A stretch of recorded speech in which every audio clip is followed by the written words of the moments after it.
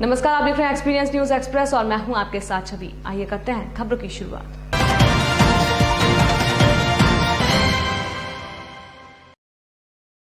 पूर्व मंत्री और कांग्रेस विधायक जीतू पटवारी आज पेट्रोल डीजल के दामों को लेकर अचानक से पेट्रोल पंप पहुंच गए और वहां मौजूद लोगों से उन्होंने पेट्रोल डीजल के बढ़ते दामों को लेकर उनकी राय जानी। उन्होंने लोगों से जाना कि पेट्रोल डीजल के दाम कम होना चाहिए कि नहीं होना चाहिए।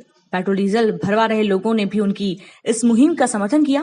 इस मौके पर जीतू पटवारी ने कहा कि मोदी जी और शिवराज जी तो जनता से वादा 35 रुपए डीजल पेट्रोल करने का करके आए थे, लेकिन अब 100 रुपए करने की तैयारी कर रहे हैं। महामारी के इस दौर में पेट्रोल डीजल के दाम कम होना चाहिए और लोगों को राहत मिलना चाहिए। वहीं वहां मौजूद लोगों ने भी उनकी इस मुहिम का समर्थन किया। जी, लगातार पेट्रोल डीजल के दाम बढ़ रहे हैं, इससे आम जनता पे क्या असर? बहुत बड़ा असर पड़ रहा है। महामारी चल रही है और लॉकडाउन की वजह से किसी के काम कैसे हैं कैसे नहीं है, तो मोदी जी को समझना चाहिए। मिडिल क्लास वालों को भी दिक्कत हो रही है, हाई क्लास वाले तो सब मैनेज कर रहे हैं और यहाँ जनता को सब कुछ देखना है। पेट्रोल कम होना चाहिए, डीजल सबके रेट कम होने चाहिए। बहुत गलत हो रहा है। सरकार को ऐसा नहीं करना चाहिए। गरीब आदमी को समझना चाहिए कि मतलब भाव ना बढ़ाएं। अभी हम लोग कमाने वाले 300-400 रुपये दिन के और 100 रुपये का पेट्रोल दिन भर में क्या खाएंगे, क्या करेंगे? मतलब ये बहुत गलत हो रहा है। इससे कंट्रोल होना चाहिए, कम होना चाहिए रेट दाम। आप 100 में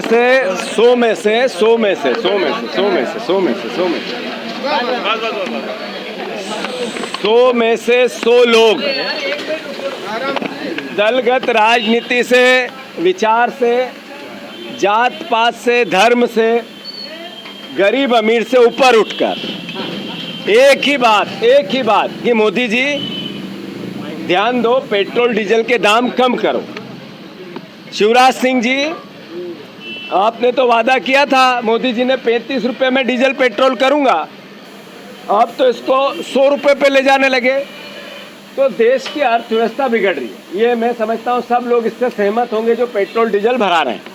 तो मैं मानता हूँ ये भावना आज की मोदी जी, देश की राजनीतिक विचारधारा से ऊपर उठकर महंगाई कम करो।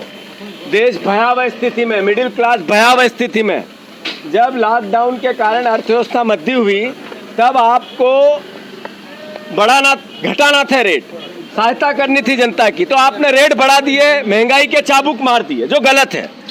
कांग्रेस पार्टी मांग करती है पूरे देश में महंगाई कम करो, पेट्रोल डीजल के दाम कम करो। ये आज के देश के एक एक नागरिक की आवाज है, इसको पहचानो और आगे बढ़ो। राजधानी भोपाल के सुभाष नगर में बन रहे रेलवे ब्रिज का काम लगभग पूरा हो गया है। इसी बीच नरेला विधायक विश्वास सारंग आज रेलवे ब्रिज का दौरा करने पहुंचे। विधायक विश्वास सारंग ने बताया कि मेरा सौभाग्य है कि मेरी विधानसभा में हम 5 फ्लाईओवर लेकर आए थे, जिसमें चेतक ब्रिज कंप्लीट हो चुका है। अब सुभाष नगर रेलवे ब्रिज बनने से ट्रैफिक की समस्या से जनता को आराम मिलेगा। उन्होंने बताया कि अगस्त तक इस ब्रिज को जनता के लिए चालू कर दिया जाएगा।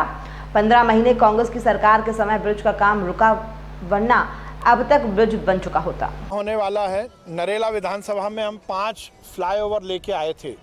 चेतक ब्रिज बनकर तैयार हो गया, उस पर ट्रैफिक शुरू हो गया। सुभाष नगर का ये आरओबी भोपाल की सबसे बड़ी ज़रूरत थी और मुझे बहुत प्रसन्नता है कि अब मेरा ये सपना साकार हुआ है।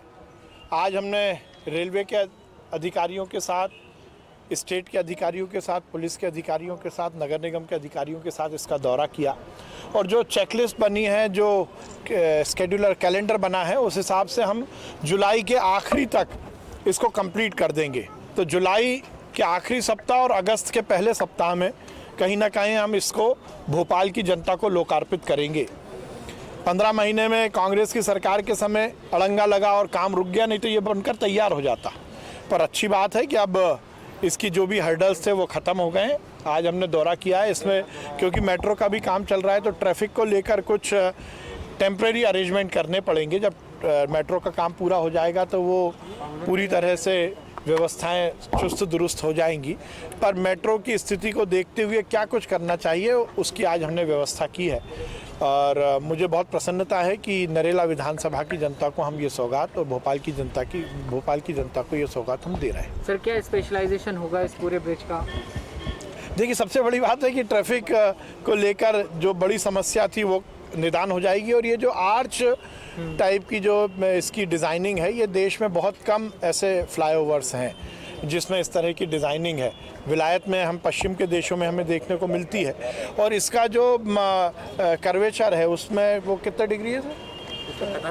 45 डिग्री पर बना है। आमतौर पर वो 90 डिग्री रहता है। तो इसकी सबसे बड़ी जो खासियत है वो 45 डिग्री पर है। तो इसमें जो ट्रैफिक का मूवमेंट है वो बहुत इजी होगा, लोगों को बहुत दिक्कत नहीं होगी। आमतौर पे आरओबी में यदि 90 डिग्री का टर्न रहता है तो उसमें यातायात को बहुत असुविधा होती है। ये 45 डिग्री पर बना है।